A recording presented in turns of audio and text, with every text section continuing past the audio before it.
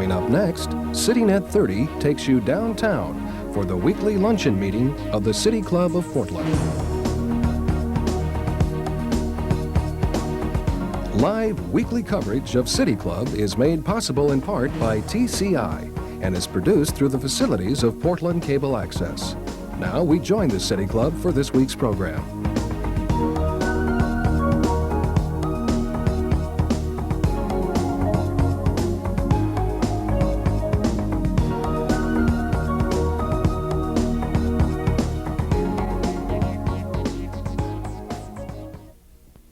Good afternoon. Welcome to the City Club of Portland and to Metro Executive Mike Burton's State of the Region address. I'm Pete Heuser, President of the City Club. Our program today is sponsored by Portland General Electric, Providence Health Systems, and Wells Fargo Bank. We're grateful for their support.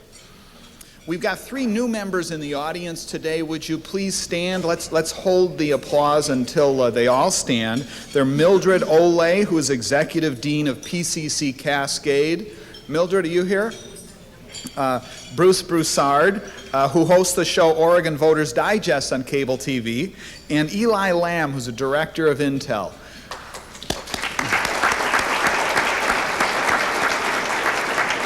Welcome to City Club. They've joined as a part of this month's membership drive. Remember, if you bring in a new member, you get a free lunch here. Next week, on February 12th, we're going to hear from Maestro James DePriest, conductor of the Oregon Symphony Orchestra. We'll be back at the Multnomah Club next week. Now, in a week and a half, on February 17th, there's going to be the next of the Assumptions of Growth series featuring Metro Councilor Ed Washington, who will talk about the South-North Light Rail. What's next? That'll be from 5 to 7 at Patty's downtown. Now, as I mentioned last week, the club is forming a study committee to look at the impacts of the endangered listing of steelhead by the federal government. Those who are interested in joining the study and becoming a part of it, call the club office. This is a real good opportunity to get involved in club research. It's a real interesting topic. I don't think it'll be a real long time commitment, but if you've never worked on a study, this is the time to do it, so call the club office. Our board host today is Arnold Kogan. Arnold is managing partner with Kogan, Owens & Kogan. Arnold will ask the first question of Mike Burton, and then we'll open it to City Club members in the audience. Now, if you've got follow-up questions or more than one question, feel free to ask them, but please go to the end of the line so that everybody gets one question. And if you're interested in debating Mike, call his office and set up the debate that way. Or wait perhaps till his next election. This is not the forum to do that debate. Now, when I started to prepare my introduction for Mike, I got to thinking about how little I knew about Metro. I knew that Metro operates the zoo and some of the other facilities around town, and I recall reading something in the last week about hauling garbage to Eastern Oregon, but I didn't know much else. There's a lot of information that you can find if you're interested at www.metro-region.org. Metro was originally formed to handle land use and transportation planning and to deal with solid waste and operate the zoo. But over the years, the Convention Center was added to Metro's responsibilities, as were the Performing Arts Center, Civic Stadium, and the Expo Center. But Metro's principal responsibility remains regional planning, including management of the urban growth boundary. Now, Metro is still the only elected regional government in the country, and municipalities all over look to us as a model. It all began back in 1973 when Senate Bill 100 became law and mandated an urban growth boundary for every city in the state. Mike Burton was on Governor Straub's staff then, and he was charged with working with Oregon's communities to comply with these new requirements. In 1979, Mike was elected to the first Metro Council, and since then he's served 5 terms in the Oregon House, 1 as Speaker Pro Tem. He assumed his present office of Executive Director of Metro in 1995. Now, when he took office, he initiated a $135 million bond measure, which has been used to purchase land for parks and trails all over the region. Maybe Mike will talk to us about how that money has been spent and what future plans he has. Let's welcome Metro Executive Mike Burton, who will talk to us about the state of the region.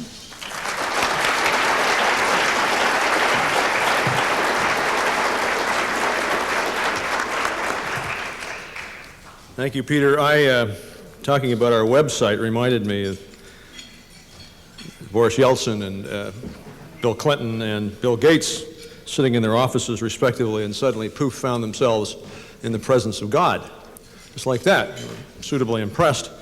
God said to them, I've called you here because you're very important people, and you can help me get out a very important message to the world, and that is that tomorrow I'm going to destroy the world. And poof, they found themselves back in their respective offices. And so Boris Yeltsin called together the Duma, got up in front of them and said, I have some bad news and I have some worse news. He said, the bad news is that God exists. He said, the worst news is that he's going to destroy the world tomorrow. Bill Clinton got up in front of Congress and he said, I have some good news and some bad news. He said, the good news is that God exists. The bad news is he's going to destroy the world tomorrow. Bill Gates got his Microsoft employees together and he said, I have some good news and some terrific news. He said, the good news is that I'm one of the 3 most important people in the world. The terrific news is the Y2K problem's been solved.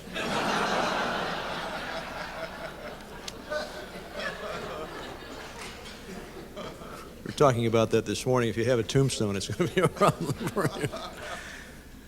This is a historic year, really, for Metro because, as Peter mentioned, this is a government that came into existence by a vote of the people just 20 years ago. And for those of us who, a lot of us in the room here were there and involved with that from the beginning, but this is a government that is 20 years old. And history often has its defining moments, singular events that mark the moment when a sea change occurs in the flow of history. It can be as dark and foreboding as the images of a mushroom-shaped cloud erupting over Hiroshima, or as uplifting and electrifying as the first step of a human onto the moon. Well, these types of dramatic events bear everlasting images in our minds and mark the beginning of an era, space age, the atomic age. The progress of history and the events which ultimately shape the world we live in are far more subtle occurrences. In fact, the pace of these changes often seem terminally slow. In many cases, we don't even note them until we wake up one day and discover that for some reason that things are not the way they used to be. And that's what's happening to our region. Here in our region, a number of significant events occurred during the past few years. Events that, taken as a whole, have created a sea change, a virtual tidal wave across this place. 10 years ago, natural resource-based industry dominated our economy. Today, high-tech and electronics industries dominate. 10 years ago, we could brag about the runs of the salmon in the Willamette. Today, we're the nation's first urban area with an endangered species listing for steelhead. 5 years ago, there was lots of land inside the urban growth boundary. Today, it's almost all gone. 10 years ago, less than 1 million people lived in the region. Our population is now more than 1.3 million, a 28% increase in population. In fact, this region is growing at a pace more than twice the national average. Today, we find ourselves living in a Portland metropolitan region utterly different from what it was a few years ago. Rapid change, marked by events such as the $12 billion in capital investments announced by Intel just a short time ago, and then a few years before that, another $12 billion announced by Intel and other electronic firms. $24 billion in projected capital investments in less than a 3-year period. Now think about it. 60,000 more people in the last 3 years. Think about it. Another 187,000 jobs created in the past 6 years, a 22% growth rate. Think about it. A per capita income for individuals in this region has increased almost 34% in the last 6 years. But then think about this. During those same years, the ability of local governments to meet the demands created by all this growth and wealth has been cut twice by property tax limitations. The state has not increased gas tax or auto registration fees to even keep up with inflation. And the share of state revenues to this region, which has progressively produced a larger share of Oregon's wealth, has actually diminished rather than increased. During all of this, Metro has carried out its responsibilities as these changes have occurred.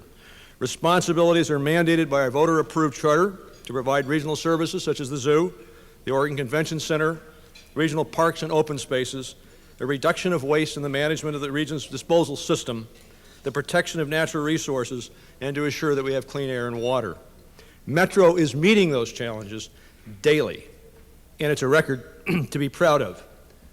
A few recent examples: a voter-approved evolution at the zoo with its new entrance plaza, voter services, visitor services, and Cascades exhibit.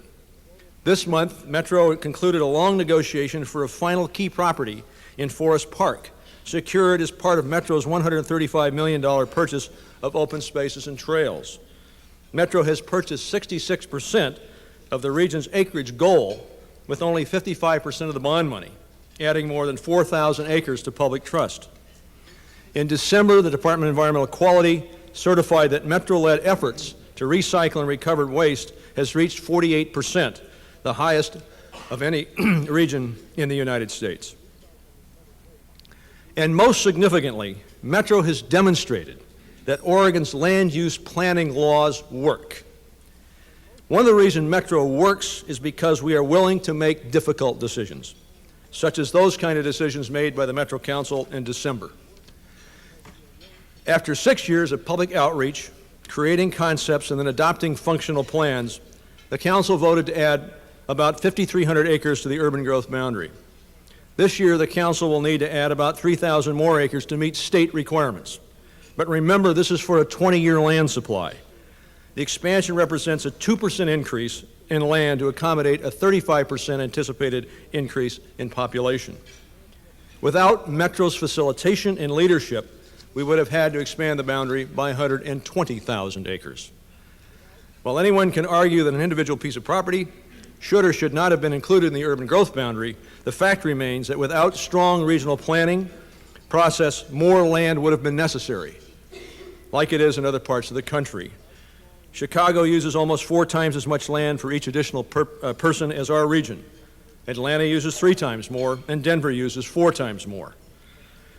I mention other parts of the country to illustrate what's unique about Metro and our region. Simply put, Metro has done the work to manage growth intelligently.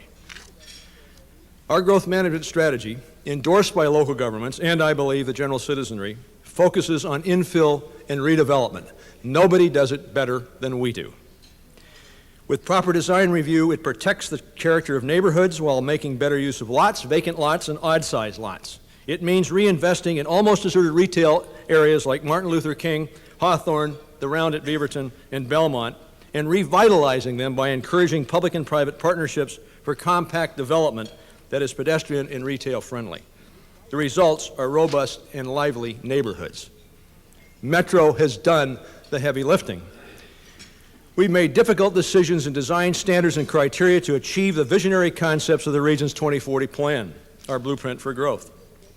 We've laid down guidelines and are working with local governments to meet them. Standards to protect our streams, slopes, and wetlands. Standards to prevent us from development in floodplains. Standards to ensure open space protection. Standards to reduce vehicle miles traveled and assure accessibility for auto and freight and give options for people to move around. Rules to require master planning before a single shovel of dirt is turned in new developments. Metro has measured up. We've set requirements to assure that we use our land wisely, that we'll have clean air, and that we'll clean up our water. But there is clouds on the horizon. Neither Metro nor any jurisdiction locally in this region has the resources to provide adequate planning and infrastructure necessary for smart growth. During the last budget process, I worked with the Metro Council to squeeze every last dollar we could to go into cities for critical planning. As a result, we were able to commit $50,000 each to some of the cities in the region, such as Gresham and Sherwood. But that's a drop in the bucket. For example, according to Gresham, it would cost more than $300,000 to provide planning for its urban reserve area. This is just planning. It may cost an estimated $134 million more to provide the necessary infrastructure, the streets, the water, the sewers, the stormwater management, parks, and those sorts of things for that same area. Our cities and counties are telling us that they have significant funding shortfalls to provide infrastructure for growth within the current boundary, let alone any additional acreage going into their urban growth boundary. One has to question the value of urban growth boundaries themselves if there are not adequate resources to provide even the fundamental elements of decently designed neighborhoods within those boundaries. It's time that folks get what is necessary to have healthy, livable cities. It's not so much the amount of land that's the issue, it's our ability to plan and build good communities once we've made those decisions. Now, I envy the Congress of the United States and the Legislature of Oregon. Those two bodies hold the largest revenue surpluses in decades, and they're arguing daily, on the one hand, to reduce taxes or send the money back, on the other hand, to create new programs or enhance existing ones. I don't believe our local cities and counties have that luxury. Metro itself has no general fund dollars for planning and infrastructure support. And isn't it ironic that in the midst of fantastic economic advances, that metro area governments cannot meet the growing needs of this region? An even greater irony, reported to you by Impressa and mentioned by Mayor Katz a few weeks ago, is that the majority of the state's wealth is generated here in this urban region, but the region does not gain a proportional amount back for basic services. This area subsidizes the state by more than $500 million a year. Not that we should begrudge the support, but people, including legislators, need to be aware of the financial benefits a healthy urban area brings to all Oregonians. The governor has proposed the 21st Century Fund as part of his livability initiative. This fund would mean more dollars for affordable housing, downtown, sewers, main streets, and water. It's great, and it's certainly needed. Unfortunately, the program provides no money for pre-development planning. A long-term strategic investment for this purpose is critical if we are to protect our city's vitality and livability. We must figure out a way to pay for the costs of master planning, public notices, legal actions, and hearings now borne by local governments prior to developing urban reserves, as well as the cost of putting in the necessary infrastructure. This is not a problem just in the metro area, but statewide. Oregon needs a new mechanism to help governments pay for these costs, and I think there's two ways to approach the problem. First, to modify the authorization for the successful Oregon Bond Bank, run by the Oregon Economic Development Department, to allow loans and grants to local and regional governments to pay for the costs of planning and infrastructure in developing residential, commercial, and industrial areas. And secondly, to examine existing funds or new funds, such as the proposed rainy day fund, for local investment reserves to be available for deposit into this bank to cover direct costs of planning connected infrastructure costs. The OEDD runs a successful, if underutilized, bond bank program to help local governments with economic development projects. However, the authorization of this program is restricted to economic development related to commercial and industrial activities only. We must realize that the best economic development tool is a healthy, livable community. OEDD should use this successful program more effectively and extend its availability to urban reserve requirements. Local governments face an onerous challenge in that infrastructure must be put in before development, yet what revenues they do get comes in only after the development has been put in place. With the bond bank approach, cities, counties, and metro would receive some continuing level of funding, which they could use to pay the costs of planning livable communities. They would have access to upfront sources of capital to put in the infrastructure needed to allow areas to develop. Commitment by the legislature to an amount such as that proposed for the rainy day fund or a regular secure income source, such as a dedicated portion of the state's income, provides additional security to bondholders that the debt service on bonds will be paid, thereby assuring the lowest possible interest rates. Once areas develop, then systems development charges and property tax revenues start to increase, and those sources could be repaid to the OEDD. I'm particularly pleased that the newly constituted and invigorated Metro Council, led by Councilor Rod Monroe, also is exploring options and opportunities on ways to equitably pay for growth, especially the new councilors who are actively seeking answers to the vexing problems of funding infrastructure. There's several of the councilors are here today, I noted. Ed Washington, who will be speaking to you, I believe, it said next week, is here. And Councilor Rod Park is back here, who's newly elected from the East County. I want to welcome them. And I also noted Lisa Nato, who is a former Metro Councilor, now a Multnomah County Commissioner. I applaud the efforts that the Council is making and look forward to working with them on these issues. I'm also pleased that the Metro Policy Advisory Committee, comprised of elected officials from local governments, has reconstituted its Finance Committee to examine possible finance options. I hope this time they'll do more than talk and make specific recommendations which they will support and advocate for funding these issues. In addition, you've probably read that the Clinton administration is proposing funding to support cities as they battle sprawl and face growth issues. Vice President Gore got a lesson from us when he was here in September, one he took to heart and translated into his Smart Growth or 21st Century Cities initiative. We welcome him to the fold, and I hope Congress will follow suit and pass a budget which matches the President's recommendations. But I think the issue goes just beyond dollars. The fact is that Oregon has no identifiable urban agenda, yet 72% of its citizens live in cities. And we need to stop thinking that Portland is the only urban area. Cities are cities, and they are urban whether they're in Medford, Eugene, Heppner, or John Day. Each of those places are faced with urban concerns, from gangs to adequate land for industrial and employment development to long-term water supply. As we sit here right now, Senator Ted Ferrioli of John Day and Senator Abel Gordley of Portland are over in Northeast Portland because those two individuals have recognized that John Day and Portland have some things in common. They have urban problems in common, and they're working to try to resolve those, to bring more jobs to their respective communities. We need to recognize that and recognize that all the urban areas have a common interest and work together on those problems. The problem is that the state has no recognizable strategic approach to cities, to our urban areas. A strategy will help the growing cities of Deschutes County, which has experienced a 15% growth in 3 years, or Umatilla County, which ranks third in agricultural production, but also has experienced a 6% increase in population in 3 years. Those numbers are indicative of pressure on the infrastructure in those counties and the cities in those counties on a scale similar to our own region. There's no more clear illustration of our lack of an urban agenda and our inability to meet growth needs than our failure to address our transportation needs. It is our region's inability to deal with our transportation system that presents the greatest challenge and danger to our continued economic viability and community livability. Within the transportation arena, we are faced with utter chaos. The system is underfunded. For the next plan cycle in this region, the counties and cities of the region have submitted improvement requests totaling $331 million to Metro. Unfortunately, there's only $75 million available to cover those requests. More tough decisions. And Metro, with its regional local governments, will make those tough decisions. I recently sent a letter to the jurisdictions throughout the region calling on the Oregon legislature to create an I-5, I-205 Transportation Improvement Fund with a dedicated set-aside of a portion of the $71 million in Oregon income tax paid by the residents of Clark County, Washington.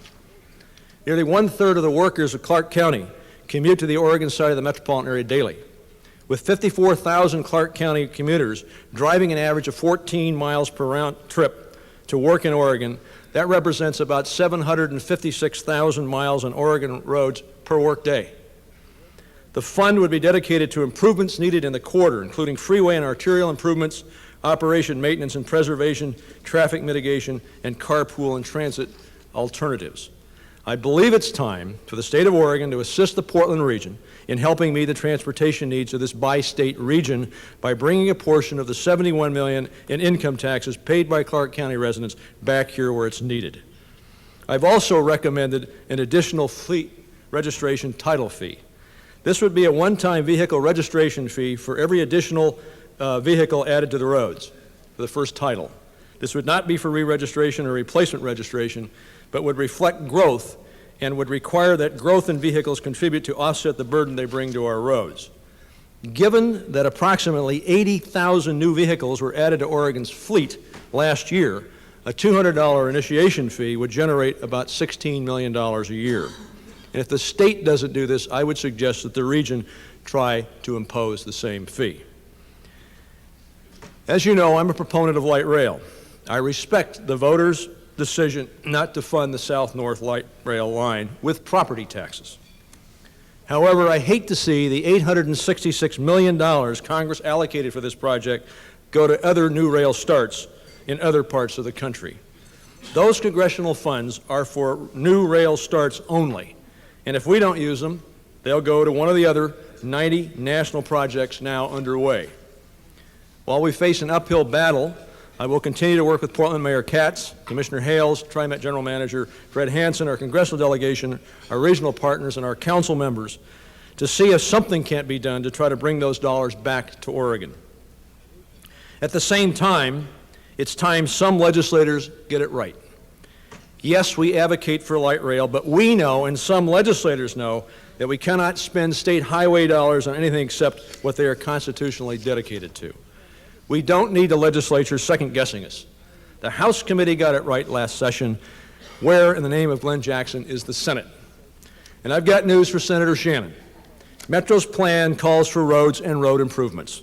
Our 2040 plan depends on the assumption that the Tualatin-Sherwood connector will be built, that the Mount Hood Parkway will be built, that the Sunrise Corridor will be built, that the I-5-217 interchange will happen, that Highway 26 will be widened beyond Sylvan. These projects have been on the books for years. They've been in Metro's plans for years. In response, what we've gotten from the legislature is a departmental reorganization. Wake up down there, the tunnels are collapsing, send us money and not management consultants. We have a cooperative process amongst the 24 cities. We have a cooperative process amongst the 24 cities and 3 counties as a region that works very well, thank you. Metro has a joint regional transportation plan. We've done the work. Metro knows what projects are necessary, and they include improved transit, bicycle lanes, pedestrian access, and roads, and we have prioritized them. So legislature, keep the project decisions local and work on the funding methods. We're begging pennies.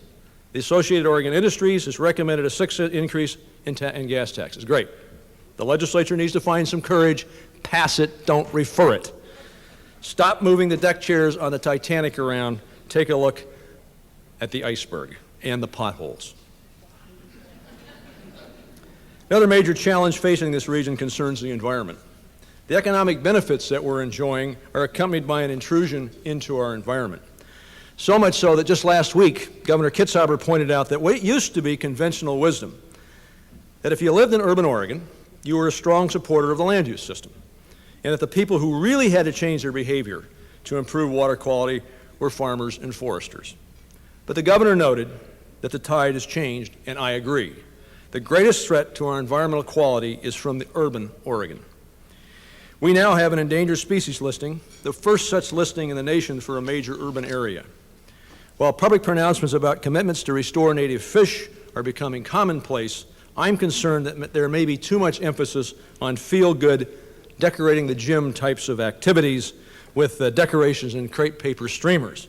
It makes the gym look pretty, but it still smells like a gym because it still is a gym. We have to be willing to focus on the tough decisions that must be made as part of our long-term recovery effort. Metro is making some of these decisions, sometimes unpopular. They do not easily lend themselves to 30-second sound bites, but ultimately will have a major impact on the success or failure of the region's ability to grow without further degrading the environment. At the same time that Commissioner Eric Sten and I were holding a regional forum last spring with more than 300 public and private sector interests, expressing an interest in a cooperative approach to salmon recovery, the Metropolitan Home Builders, the Columbia Quarter Association, the Commercial Real Estate Economic Coalition were preparing an appeal to Metro's recently adopted Stream and Floodplain Protection Plan, which we call Title III. I would urge them to withdraw their legal challenges and get with the program. They can deal with us or they can deal with the feds. Our private sector partners should be open to new approaches to doing business in the region. Title III offers the first regional standards for limiting development in floodplains and repairing habitat and reducing erosion. It represents a first small step to ending our habit of building stupid buildings in stupid places. And it's just the first of many changes necessary to protect dwindling habitat in the region in the face of growth. Metro is now undergoing a process to identify remaining habitat in the region which must be protected to maintain biodiversity and naturally functioning systems. We have the technical tools to learn what is left and even how to restore those lands. The question is, do we have the will to change? Everyone in the region needs to do a gut check about our willingness to back strong words with strong actions to protect our vital land, air, and water sources. Voluntary set-asides for stream programs and replanting are not enough. To succeed, we need to do at least the following. to establish mandatory set-asides along streams throughout the region to allow vegetative buffers. Metro's open space acquisition program has purchased more than 37 miles of stream frontage throughout the region from willing sellers. But there's not enough money or time to purchase all the critical habitat in the region. We simply cannot continue to build up to the water's edge. Implementing Title III is a first step, and it's time to go further. A second step is to prioritize problem culverts in the region and replace the dirty dozen most significant fish-blocking culverts this year. It doesn't matter how much habitat we restore upriver if the fish are blocked from getting there. Oregon Fish and Wildlife recently identified 150 problem culverts in the region. We know where they are. We need resources to fix them. I believe that Measure 66, the Parks and Salmon measure, money should be made available for culvert replacement. I urge the legislature to stop arguing over who controls the dollars and start funding the array of necessary projects on the ground. It's the deck chairs again. This time, look out for the fish. And the $1 billion that the city of Portland is spending on the CSO project on the Willamette will be a waste if we do not begin to work to stop the release of toxins in the Willamette Harbor and clean up the sediments that endanger the public health and fish runs. Those responsible for the pollution can either hide behind their attorneys or step up to their responsibility, but we can't wait. Public investment is needed to make real headway. With its local partners, Metro will continue to adopt regional standards for development and road design to minimize impacts on the environment. We know how to design communities. There's no reason to allow for any harmful increase of stormwater runoff from new developments. Things such as Solve's new program to funnel volunteers to habitat restoration designed by local watershed councils in the region is an excellent step in the right direction. Metro is pleased to be a leader in this program. And by redesigning the existing position, Metro has been able to hire a regional steelhead and salmon recovery coordinator. We're doing this without new money, but by reprioritizing work already being done. We feel it's a necessary function of Metro's responsibility to help coordinate local government efforts and to try to make a real difference in the area of fish recovery. Speaking of what makes a difference, let me briefly address our state land use laws themselves. As Peter mentioned, I've been there almost from the beginning. I joined the administration of Bob Straub in 1975, and it was our responsibility to see the implementation of Senate Bill 100. And talk about a sea change. Go to the Curry County Courthouse, as I did in 1975, and announce to the commission there that you're there to help them with their land use laws.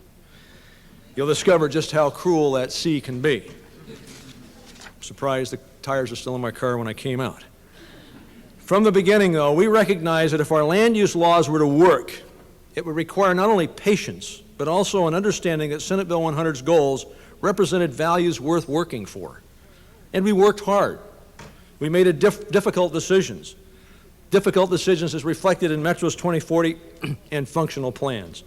At Metro, we have proven that land use laws in Oregon work. However, I've traversed the state over the past year. I've noted that there's a growing lack of understanding about how the state's land use laws work. I believe part of this is because the Department of Land Conservation and Development has always faced budget cutbacks from hostile legislatures, and so has faced difficulties in meeting its responsibilities. And beyond their basic functions, DLCD has very few resources to assist local governments in carrying out the elements of our state goals. And our state goals are tested and true. Citizen involvement, protection of agriculture and natural lands, providing for economic development, protection of air, water, natural resources, and open spaces.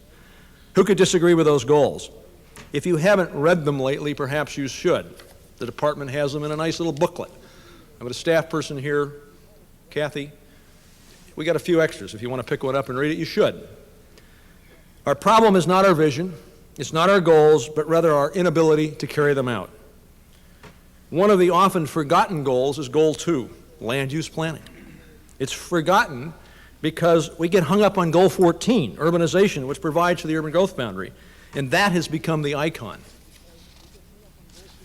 But the real icon should be Goal 2, because protection of natural resources and intelligent urbanization won't occur without comprehensive planning and without adequate resources to carry out the plan. The legislature should recognize this, fund the department so it can do its job, and assist those local governments in carrying out their tasks. There's a couple of specific steps that could be taken from this region to help other areas.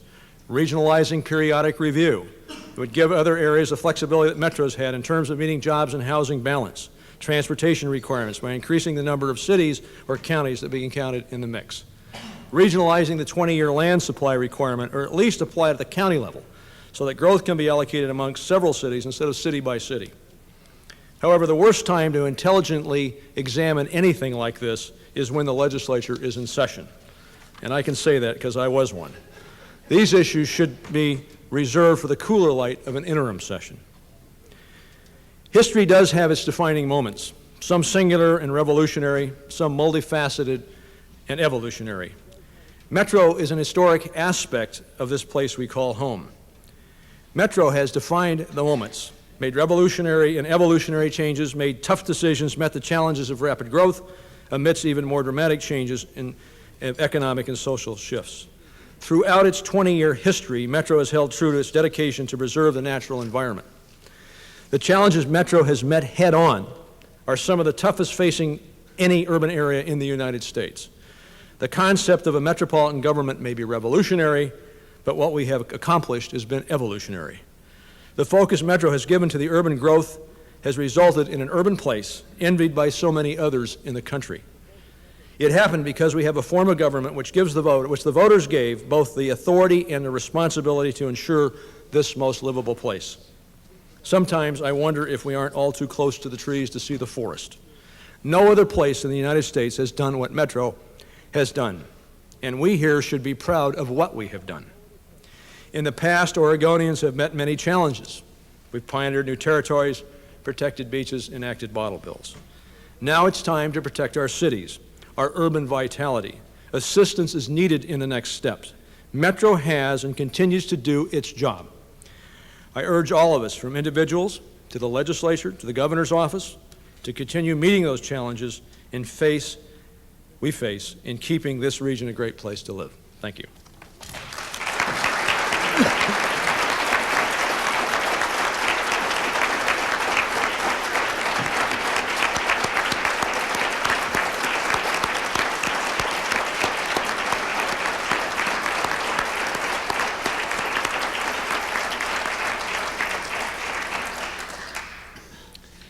Mike, I have the honor of asking the first question, and it has to do with taxes. Sorry about that, but Metro relies on a variety of sources for its revenue.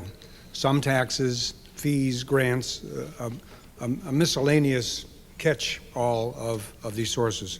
Over the 20 years of its existence, the agency has never had a reliable, permanent source of revenue from which it could assure self-sufficiency. So my question is, do you have any plans to create a reliable tax base for Metro? And if not, under what circumstances would such a tax base be warranted?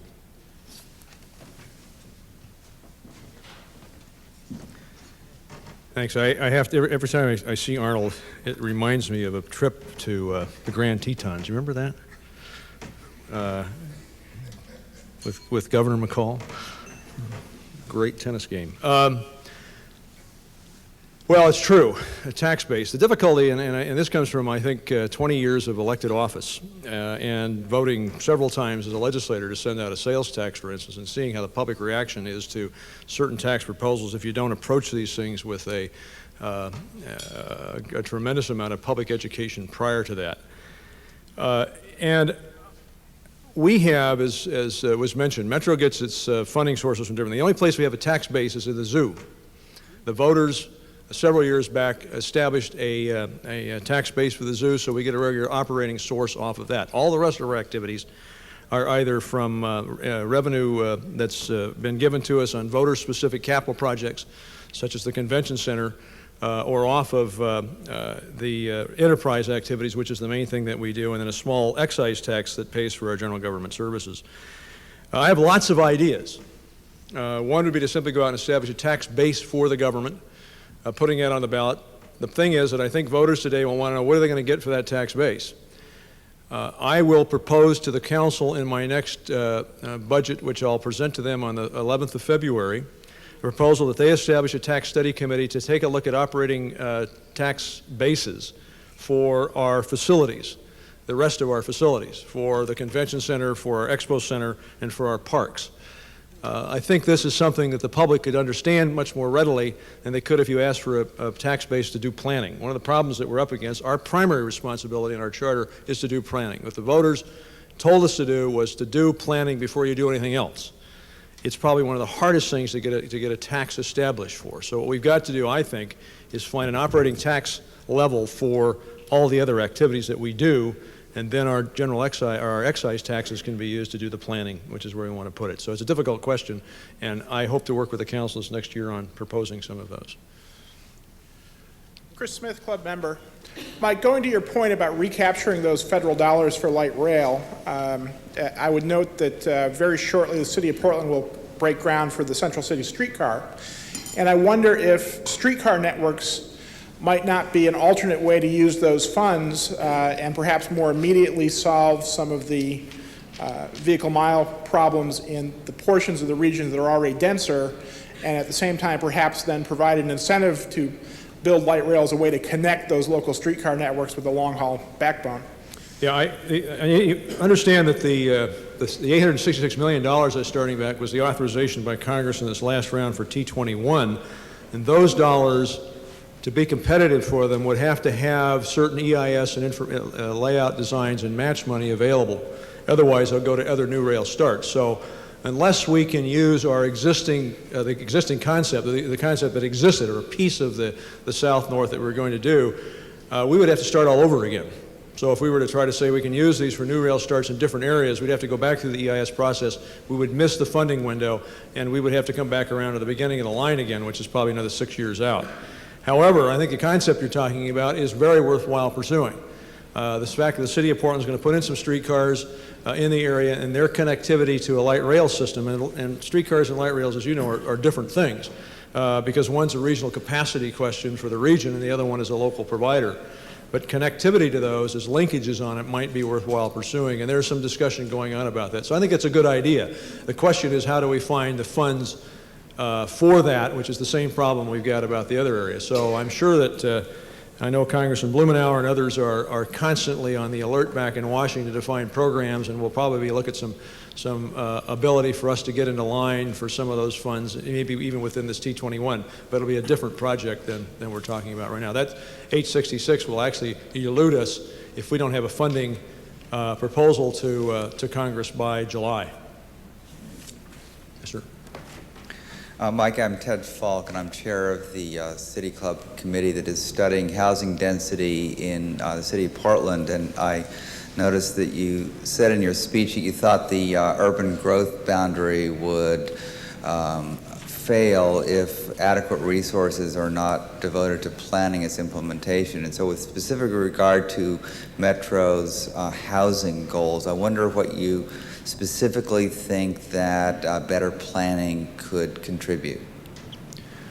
Well, the planning I'm talking about is pre-development planning. What needs to happen, I think, if you look at the city of Portland's experience, for example, in trying to address their goals and what the region did in our 2040 process and the functional plans, is we asked the local jurisdictions how much additional housing they could take over a period of time. And that's how you determine how much land you need if you can't take that. So the city of Portland, we established collectively goals for each one of the jurisdictions. The city of Portland, I believe, target was about 70,000 units. When the city of Portland began to go out to the neighborhoods to find out how that would work, it was just a question of numbers rather than sort of showing what the design features would be. And there was a very negative reaction in several quarters about the question of how much housing you put in, particularly in the southwest area along Multnomah Village, where the plans to get the density in there would have been row houses 4 blocks in and would have really changed the nature of that neighborhood. And I don't think that anybody on the Metro Council or myself felt that we wanted to change the neighborhood character. We wanted to enhance it where we could if there was places along transit lines or if there were places where there were vacant lots for infill. Being able to go into the community to hold those hearings, to hold those meetings, to try to visualize what could happen or not happen, to help those communities make those choices costs money. Those staff people going out there, then to hold the hearings after that, to change the zones, to change the codes. Hillsborough changed 1/3 of its entire comp plan and had to go through that zoning and code revision to get the kind of density they're going to have light rail go out there, for instance. It cost them several $1 million. So the ability to go in and have the dollars to do that pre-planning, to connect the community so it becomes a community plan is the sort of thing I'm talking about prior to that. Secondly, then, it is housing that's being built today has far different standards than a lot of the old housing did. Everything from R factors to safety features with the size of steps that you can put in the front of a house. Those features cost money, but particularly the infrastructure hookups. If you have an existing sewer line, you have to break into the old sewer line, create the kind of connections that goes with those, and those things cost money. Those are the pre-development costs that I'm talking about. How do you pay for those? Who pays for that growth? Can we find a larger central fund to do that? So I think it's the planning concepts of design, making sure it works, testing out the assumptions. If you're going to assume there's going to be greater density, where's everybody going to park? If you've got a one-car garage, where's the next transit line? Where's the best connection to a bus? Have we accounted for that? Can we work with the transit provider to make certain we have greater ability to provide additional transit into that area, for example? Those are the questions that I think we need to try to fund and ask before we ask the communities to simply go in and say we're going to put more housing in here. Ray. Ray Polani, a City Club member. More dedicated gas tax. Mount Hood Parkway, Sunrise Expressway, even Western Bypass, a new Columbia River Bridge. Build and they will come, or come and they will build. How will the future be different if we put more pavement and more cars, or more cars and more pavement? Well, clearly what we need to do is take a look at all aspects and elements of our transportation system. Every day, 7 days a week, 24 hours a day, $14 million worth of goods moves on the road in the metropolitan area. This is a port. It's got two major railheads that intersect here from the east to the west. I-84 connects us to Idaho, Montana, and Wyoming. Washington doesn't have that connection. We're going to continue to be a major player in the freight movement and transportation systems in this area. So we need to address road questions as well as transit areas. The projects that we're talking about, I think, are pretty minimal investments in improvements in the road system, but it's very easily coupled to the rest of the system, which includes an enhanced transit system, including what we hoped would have been a south-north light rail, the types of streetcar connectors and other types of options that are there available for us, and anything else we can do. If we fail to put those alternate things to road systems in place and use them, then indeed we'll have to build more roads. But we have a system right now. If you go out here on I-5, I've seen rebar, bare rebar on the freeways.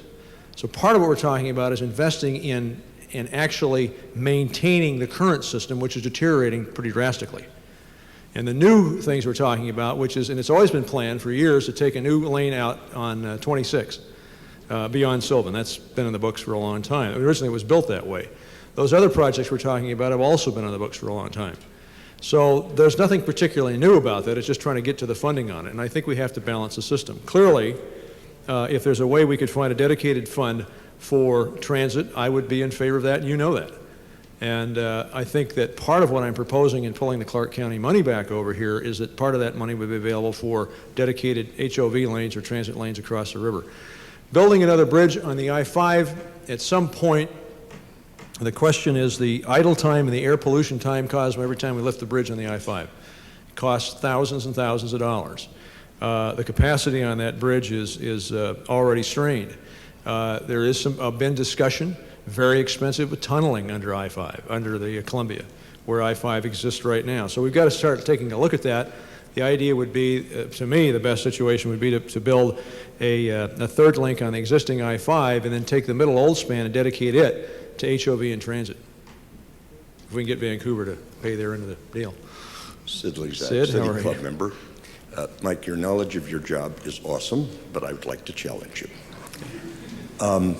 Back in Tom McCall's era, after the Come Visit But Don't Stay, an informal organization called the James G. Blaine Society was formed to discourage growth. I hear from all of our officials an acceptance of the inevitability of growth, Only here and there, such as an action by the city of Newburgh, do I see affirmative action being taken by public officials to discourage or inhibit growth. Is there anything that Metro or other city or state officials should be doing that would actively inhibit growth, or do we have to go back to the James G. Blaine Society? Well, I measure growth a little bit differently perhaps than some people do. I look at growth as an increase in population, certainly, but I also look at it as how much that population consumes in land, air, and water. And one thing we could do is change our consumption habits. I don't know if everybody really needed as much as they did today when they came into lunch, for example. I don't know how you got down here. But our consumption habits in this country are pretty beguiling into themselves. So the first thing we could all do, I think, as people is just address that question. But your point is, what could Metro do as a government? And we're challenged, I think, to meet in our charter from the people the growth that comes, the urban design and those types of things, and I think that's what we do. As individual political people, we certainly can do more than that. One of the big issues up right now is the Strategic Investment Program, the SIP. Does the SIP encourage growth? The $12 billion that Intel is currently seeking in the SIP program actually doesn't create additional growth. It's a reinvestment in their current capital plant. And actually, I think the advantage to me on that one is it's an investment in a current business that doesn't necessarily mean additional jobs. We ought to perhaps take a look at trying to do more of that. Make that SIP program available more to existing companies and existing programs at a lower level of capital investment so they can share in that possibility. Short of that, you begin to get into population control and immigration policies, and the federal government properly is the one who addresses the question of immigration control. Population control is probably a matter of conscience. I am somewhat bothered when I hear people say, well, we ought to stop growth, and when I start asking specifically, what do you have in mind? What is the purposeful action you would take to inhibit that type of population growth? I get, obviously, as many responses as the people who asked me that question. So I have my own views on that. But I think one of the things that will happen, and our projections at Metro show that our growth, in fact, will level out. It'll level out for several reasons. One is a lot of the things that attracted people here in the first place, which was the fact that we had very low population, a lot of open spaces, is not the case anymore. The fact that we had very inexpensive housing and lots of cheap land is no longer the case. So it becomes less attractive. So we'll see the population spinning out. The fact that we have a transportation system that doesn't move freight as well as it used to is now a question for a lot of companies as to whether or not this is an accessibility. They'll go somewhere else where the rules for those things are more loosened up. On the transportation side, I think, and Frey is absolutely right, building freeways and they'll come. We're not into that. Building smart roads is a different question. If that inhibits businesses from coming here, they need to figure that as part of their business because that's part of the Oregon way. What Tom McCall said, if you are going to come, play by our rules.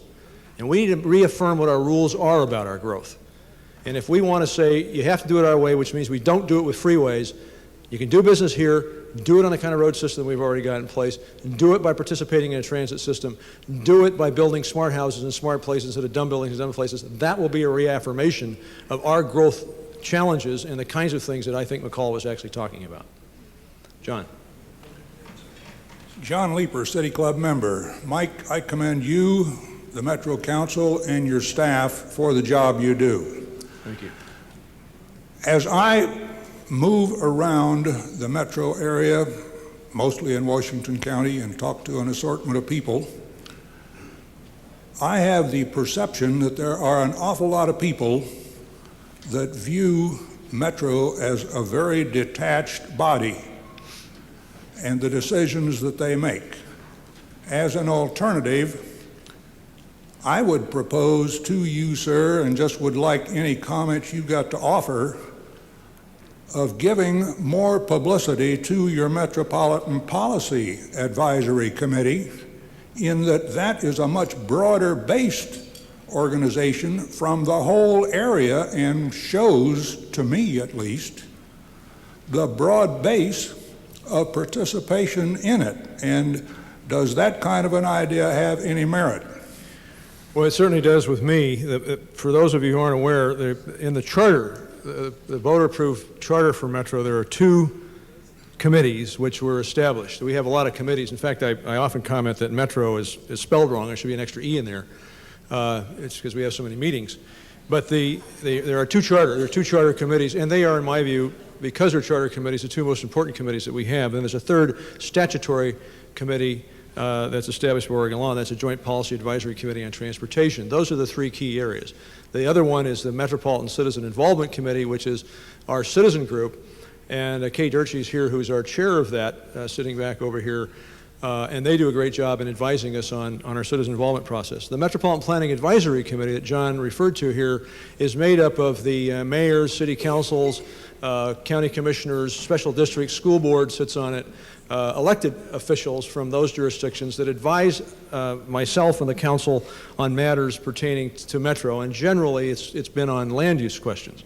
They play a very important role as far as I'm concerned, because those are the people that have to do what we are asking them to do. Metro sets those broad policies, those standards, and asks the local jurisdictions, you enact this. You tell us where you're going to put the people. You tell us how you're going to design and meet these standards. So they're a critical group to us. In the last couple of years, it has been a kind of cobbled system. Part of what happens is who gets the issue first. Does Impact get it, or does the council get it? And they've kind of done parallel processes. We're starting to sort that out. I was really encouraged at the last Impact meeting. I'm not on Impact, but I go to their meetings as much as I can, obviously. But taking a visitor from Baltimore, from one of the local governments there, to sit in and sort of observe this. And it was very pleasing to me. So there were 4 members of the Metro Council sitting there with the Impact members. That is a sea change from last year.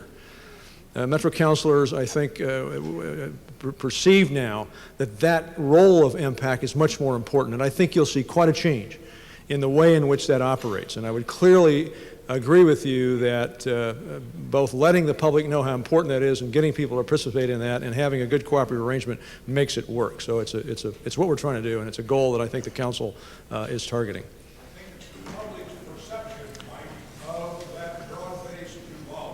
It's a good point. I know that we have reporters that sit in on that often, and they report what comes out rather than reporting the process that's going on, and so we need to work on that point. Yes, sir.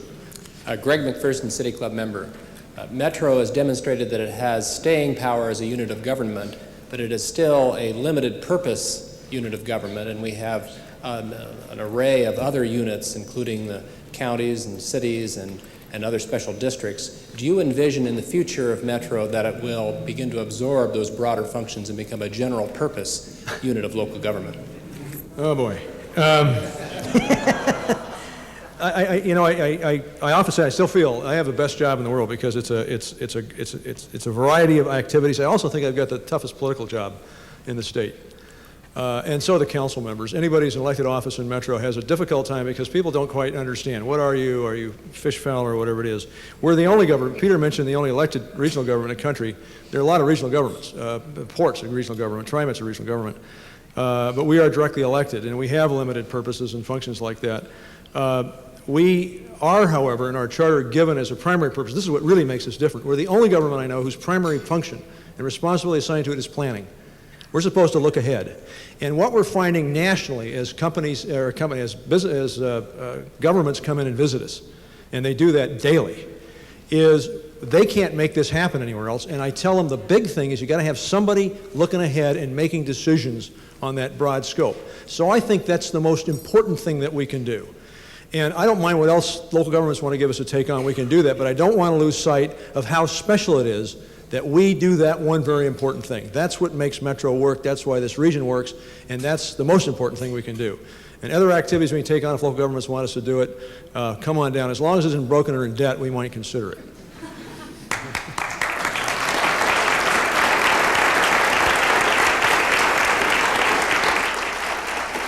Well, I guess we know where Mike stands on the issues. We'll remember next week we're at the Multnomah Club for James DePriest, so we'll see you there. Thank you for coming.